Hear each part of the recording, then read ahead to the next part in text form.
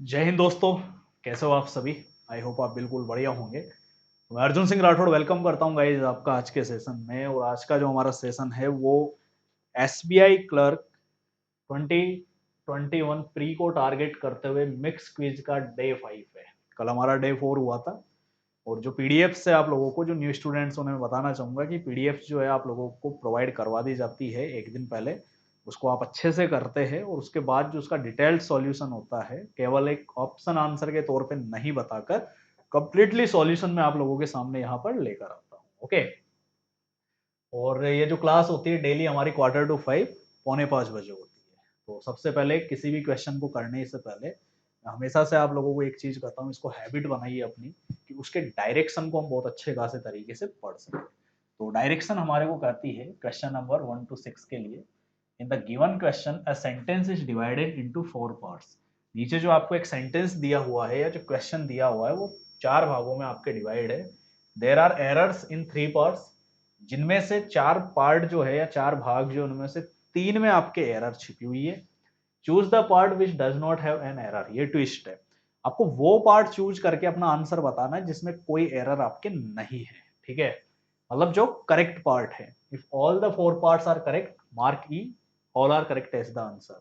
अगर सारे ही पार्ट करेक्ट है तो आप ऑल आर करेक्ट को आंसर करें। जनरली क्वेश्चंस के अंदर होता है, एरर ढूंढी जाती है कभी कभी। एररिस्ट जो पार्ट है वो आंसर नहीं होकर करेक्ट पार्ट आप लोगों का आंसर होगा। तो डायरेक्शन पढ़िएगा। तो चलिए देखते हैं हम इस क्वेश्चन के अंदर। तो ये कह रहा है, aside by his solemn expression there were nothing in the way he acted. मैं डायरेक्टली आप लोगों को बताना चाहूंगा कि गाइज यहाँ पर जो है आपके प्रेपोजिशन की फॉर्म यहाँ सही नहीं बन रही। कंप्लीट है। किसी भी चीज से अलग हम किसी और चीज की बात करते हैं, उसको साइड में रखने की बात करते हैं, तो असाइड बाई का यूज नहीं करके हम यूज करते हैं अक्सर अपार्ट फ्रॉम। किसका यूज करते हैं हम? अक्सर अपार्ट फ्रॉम का यूज आपके किया जाता है।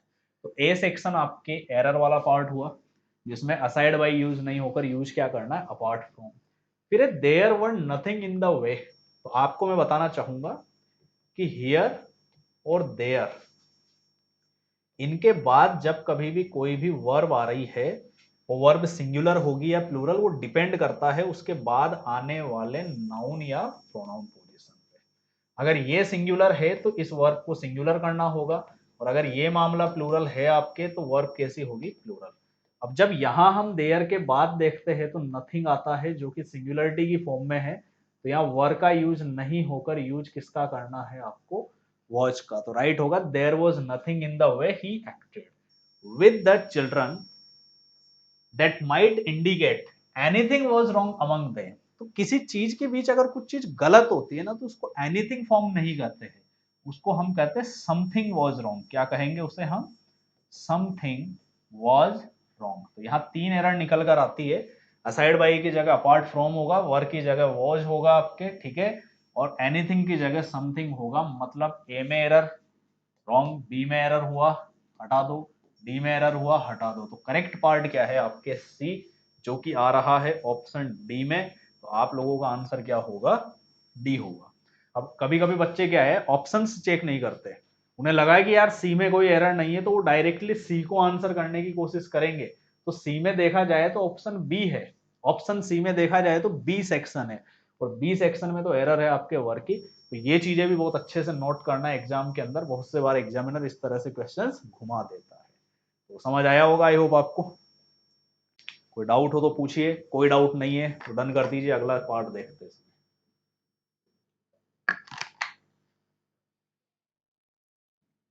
क्वेश्चन नंबर 2 ये कहता है, ऑल्दो मिडिल अडल्टहुड, ठीक है।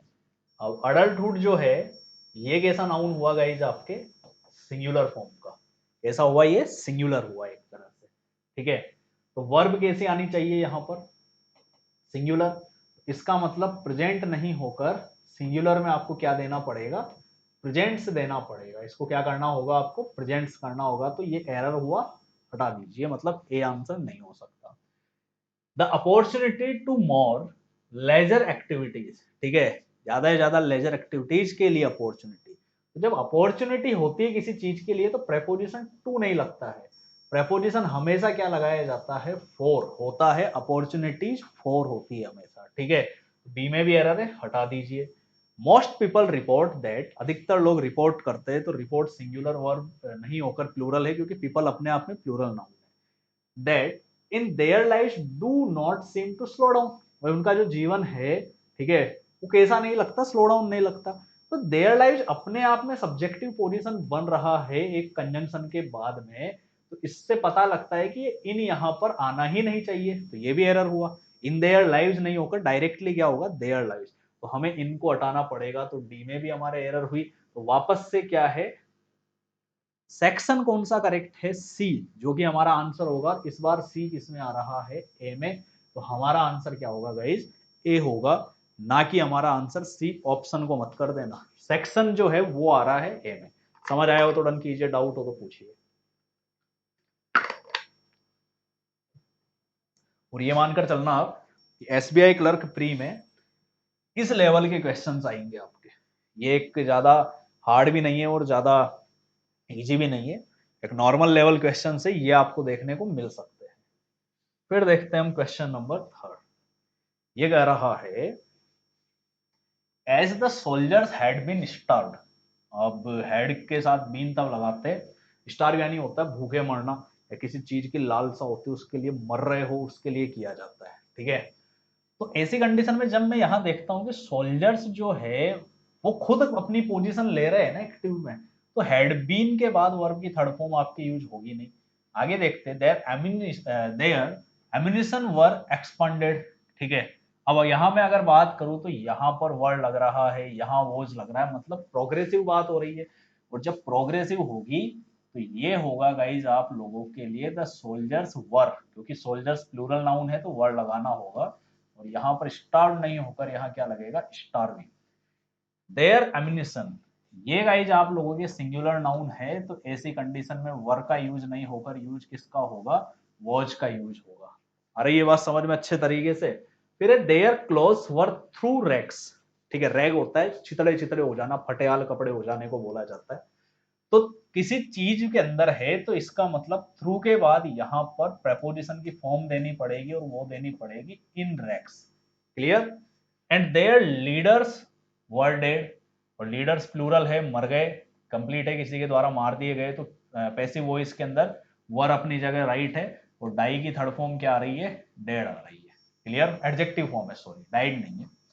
It was easier for the enemies to defeat them, भाई एनिमीज के लिए ईजियर थी ये चीज कि वो क्या कर सके, उनको डिफीट कर सके, तो डी अपनी जगह पर क्या है गाइज, राइट है, जो कि बी सेक्शन में, सॉरी बी ऑप्शन में आता है, तो आपका आंसर क्या होगा इस बार, बी होगा। समझ आया हो तो डन कीजिए, और डाउट हो तो पूछिएगा।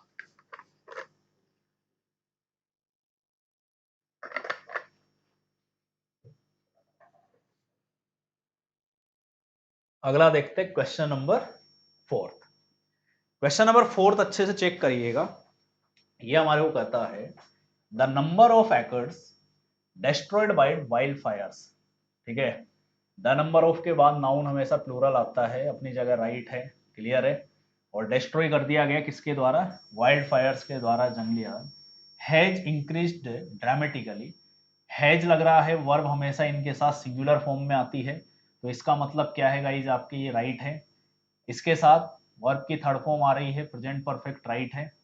इंक्रीज किस तरह से, ड्रामेटिकली तरीके से, एडवर्ब फॉर्म आ रही है, वर्ब को रिप्रेजेंट करता हुआ, राइट है।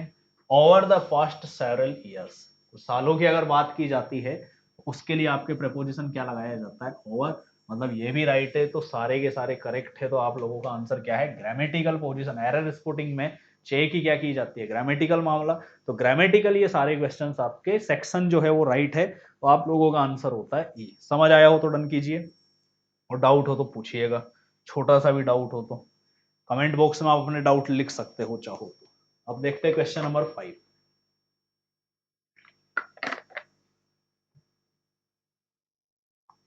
ये कहता है stress is a part of near everyone's existence, तो stress is a part of near नहीं होकर यहां करना है आपको नियरली एवरीवन्स एग्जिस्टेंस, ठीक है। And our lives are crowd नहीं होगा, यहाँ होगा क्राउडेड। हमारा जो जीवन है वो क्या है, एक तरह से क्राउडेड है विथ सर्कमस्टेंशियल, ठीक है, that produce threats to our wellbeing. तो यहां पर आपको नाउन पोजीशन देनी पड़ेगी, तो ये आपके सर्कमस्टेंसेज होगा। क्या होगा ये, सर्कमस्टेंसेज। मतलब हमारी लाइफ जो है, हमारा जो जीवन है वो क्या है, एक तरह से क्राउडेड है, किसके द्वारा, परिस्थितियों के द्वारा। क्लियर है। तो सर्कमस्टांसेज नाउन फॉर्म देना है, तो सर्कमस्टेंशियल नहीं होकर ये आपके रॉन्ग हो जाएगा। तो इसका मतलब बी सेक्शन राइट है। बाकी में एरर निकल कर आई है आपके सी में, डी में, ए में, और बी निकल कर आता है सी ऑप्शन में। तो आप लोगों का आंसर क्या होगा, सी ऑप्शन होगा। आई होप समझ आ गया होगा। डन कर दीजिए। अगला देखते हैं क्वेश्चन नंबर 6। ठीक है, ये कहता है, बहुत अच्छे से देखना, लेवल का क्वेश्चन है। There is a new cold war in a world. तो वर्ल्ड से पहले ए नहीं लगता है, आर्टिकल क्या लगता है, द लगता है। तो ये होगा there is a new cold war in the world and it is not between the United States and Russia. United States से पहले द लग रहा है, बिटवीन जो है दो के लिए आता है, पेयर बिटवीन का एंड के साथ बन रहा है, रशिया से पहले कोई आर्टिकल नहीं है, राइट है। ठीक है, इट के साथ इज लग रहा है, अपनी जगह सही है। That is a diplomatic war among. अब जब वहां पर बात ज्यादा की नहीं होकर बात ही कितने की हो रही है, दो की हो रही है, तो अमंग का यूज नहीं होकर यूज किसका होगा, वापस से between. Clear. Presumes soul super power and a चेस्टन और प्राउड कंट्री। ठीक है, तो ऐसी कंडीशन में और सिमिलर फॉर्म में यूज नहीं हो रहा, कॉन्ट्रास्ट है कंडीशन के अंदर, तो आपके और का यूज नहीं होकर यहां पर किसका यूज करना होगा, आपको बट का यूज करना होगा। तो ये यहाँ पर गाइज, क्योंकि आपको बहुत अच्छे से पता है एंड जो होता है हमेशा सिमिलर कंडीशंस को लेता है। क्लियर। और जो होता है ये आपके सिमिलर कंडीशंस फॉर्म, लेकिन बट जो होता है, क्लियर है, ये आपके एक सिमिलर, एक आपके सिमिलर नहीं, अनसिमिलर जिसको कहते हैं, उस फॉर्म में लिया जाएगा। तो आप लोगों के बी वाला जो है वो राइट निकलता है, जो कि किस में आता है, ए सेक्शन में। तो आप लोगों का आंसर अल्टीमेटली क्या निकलेगा गाइज, ए निकल कर आएगा, क्योंकि ए ऑप्शन के अंदर ही ये बात आपके हो रही है। ओके, चलिए तो अगला देखते हैं हम, question number 6। Question number 7, sorry, इसके लिए डायरेक्शन चेंज है। 7 to 10 के लिए कह रहा है, फिलर से, two statements with one blank in each are given. ठीक है, दो स्टेटमेंट दिए हुए आपको, जिसमें हर स्टेटमेंट में एक ब्लैंक दिया हुआ है। These statements are followed by 5 alternatives. ये स्टेटमेंट नीचे आपको 5 अल्टरनेटिव से यूज किए गए हैं। Choose the one which fits into the set of statements. उस एक को बताइए जो स्टेटमेंट में फिट हो बिल्कुल। क्लियर। तो देखो, ये आपके फिलर्स के क्वेश्चन होते हैं, फिलर्स में भी डबल फिलर के तौर पर, किसके तौर पर यूज लिया जाता है, डबल फिलर। मैं यहां बात करूं तो ये कहता है, society generally tends to, clear, creativity. अरे ये बात समझ में, सोसाइटी जो होती है वो जनरली क्या कर देती है, क्रिएटिविटी को क्या करती है, इंप्लीमेंट करेगी, डिस्ट्रक्ट करेगी, स्टिफल करेगी, स्टाइफल प्रोड्यूस करेगी और क्रिएट करेगी। तो देख लेते हैं। Since it does not fit into the uniform standard of behaviour, जब तक कि ये क्या नहीं है, जैसा कि ये क्या नहीं है, फिट नहीं होती किसके अंदर, किसी के भी बिहेवियर के यूनिफॉर्म स्टैंडर्ड के अंदर। क्लियर। तो ऐसी कंडीशन में सोसाइटी पॉजिटिव वे में तो क्रिएटिविटी को करेगी नहीं, तो इंप्लीमेंट हट जाएगा, प्रोड्यूस हट जाएगा, क्रिएट हट जाएगा। अब बचा डिस्ट्रक्ट और स्टाइफल। डिस्ट्रक्ट होता है जो कोई चीज निर्मित हो फिजिकल रूप में, और फिर अगर आप उसका विनाश करो तो डिस्ट्रक्ट है। लेकिन जो चीज है ही नहीं, विचारों को अक्सर खत्म नहीं किया जाता, विचारों को दबा दिया जाता है, अपने आप खत्म होते हैं। तो दबाने को हमेशा ध्यान रखना। ठीक है, दबाने को, कुचलने को आपके क्या बोला जाता है, एक तरह से स्ट्रेफल। ठीक है, जिसको दबाना, कुचलना, या कभी कभी दम घुटता है ना किसी चीज से, तो उसे भी बोला जाता है। तो यहां पर आप लोगों के आंसर में सी ही निकल कर आएगा। फिर ये कहिए, this need of the people, लोगों की जो ये जरूरत है एक तरह से कंप्लीट है, टू स्टेफल है यूनिक आइडिया, वो एक यूनिक आइडिया को क्या कर देती है, दबा देती है। तो यहाँ भी क्रिएटिविटी है, यहाँ आइडिया है, कंप्लीट है, तो डिस्ट्रक्ट यूज आप कर नहीं सकते। Leads to the suppression of progress, वो प्रोग्रेस के सप्रेशन की तरफ क्या करती है, आगे बढ़ाती है चीजों को। आई होप आपको क्वेश्चन नंबर 7 अच्छे से समझ आ चुका होगा। फिर देखते हैं क्वेश्चन नंबर 8। ठीक है, क्वेश्चन नंबर 8 हमारे को कहता है यहां पर malleable metals are necessary for the of greater and more useful finished products। ठीक है, अगर मैं यहां पर आप लोगों से बात करूं गाइस, एक वर्ड आ रहा है जो कि है malleable। क्या है वर्ड? malleable। और इसको हिंदी में हम कहते हैं एक तरह से लचीला। क्या कहते हैं हिंदी में? एक तरह से लचीला कहा जाता है। आपके लचीले जो मेटल्स होते हैं उनकी जरूरत होती है किस चीज के लिए? फॉर द डिवीजन, और फिर कह रहा है फिनिश्ड प्रोडक्ट्स, तो यहां पर आएगा नहीं। परफेक्टिंग, तो परफेक्टिंग नाउन पोजीशन यहां पर नहीं बन रही है, एक तरह से कंप्लीट है, हटाओ इससे। मैंने कहा था इनवाइटिंग ऑफ ग्रेटर, तो इनवाइटिंग की पोजीशन नहीं होगी। मैंने कहा डिस्ट्रक्शन ऑफ ग्रेटर और मोर यूजफुल, तो यूजफुल फिनिश्ड प्रोडक्ट्स आ रहा है, मतलब पॉजिटिव बात होनी चाहिए, तो ये भी अटता है। और मैंने कहा the production of greater and more useful finished products, मतलब लचीले एक तरह से जो मेटल्स होते हैं उनकी जरूरत होती है किस चीज के लिए? ज्यादा फिनिश्ड प्रोडक्ट्स जो होते हैं उनको और अच्छा प्रोडक्शन करने के लिए किसका यूज किया जाता है? आपके मैलेबल मेटल्स का। ऐसे ये the mass production and distribution of goods and services, goods and services का ज्यादा से ज्यादा जो प्रोडक्शन है और डिस्ट्रीब्यूशन है is the foundation upon which a successful organisation is built. तो ये चीजें जो है गुड्स और सर्विस का डिस्ट्रीब्यूशन और ज्यादा से ज्यादा जो प्रोडक्शन है वो एक तरह से नींव होती है किसके ऊपर? A successful organisation is built, ऐसी नींव जिसके ऊपर सक्सेसफुल ऑर्गेनाइजेशन को बिल्ड किया जाता है, बनाया जाता है। आई होप आपको ये समझ आया होगा। डन कर दीजिए एक बार जल्दी से।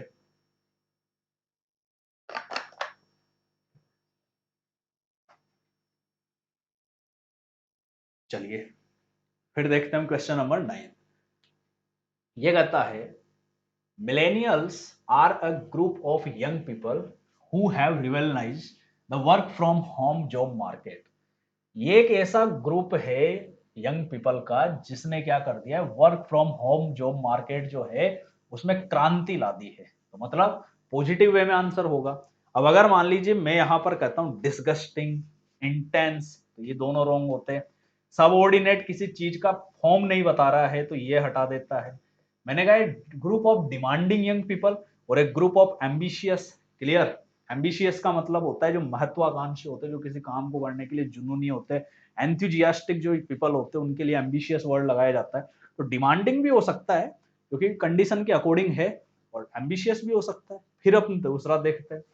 मैंने कहा it is the ambitious nature, यह एक क्या है? आपके महत्वाकांक्षी प्रकृति है, नेचर है, और यही मैं कहूँ demanding nature, that is the driving force behind there progressive and creative work ethic.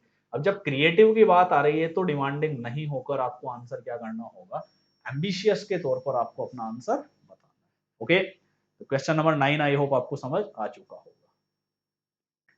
फिर देखते हैं हम क्वेश्चन नंबर 10 लास्ट। ठीक है, अच्छे से देखिएगा क्वेश्चन नंबर 10 को। ये कहता है the main objective of UNESCO. UNESCO का जो मेन ऑब्जेक्टिव है, मेन जो उद्देश्य है, अगर मैं एक तरह से बात करूं जो मेन उद्देश्य निकल कर आता है, इज टू एनी डिफरेंसेज, ठीक है, that arise between its member countries and to stop this differences from arising again. मतलब एक तरह से अगर मैं यहां पर आप लोगों से बात करूं तो यूनेस्को का जो मेन ऑब्जेक्टिव है वो किसी भी तरह के जो डिफरेंसेज है, जो मतभेद है, उनको क्या करना है? एक तरह से अगर मैं बात करूं तो क्रिएट तो करेगा नहीं, तो हटा दो। अंडरलाइन जो होता है ये एक आपके नाउन पोजीशन होती है, जो मैंने आपको बताया था, एक बार याद करो, मिनियन के सिनोनिम के तौर पर आया था अंडरलाइन। क्लियर?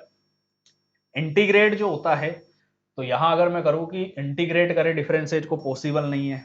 और यही मैं करता हूं अपोज करे तो पॉसिबल नहीं है, रिजोल्व करेगा। यूनेस्को का जो मेन ऑब्जेक्टिव है वो किसी भी तरह के मतभेदों को रिजोल्व करना है।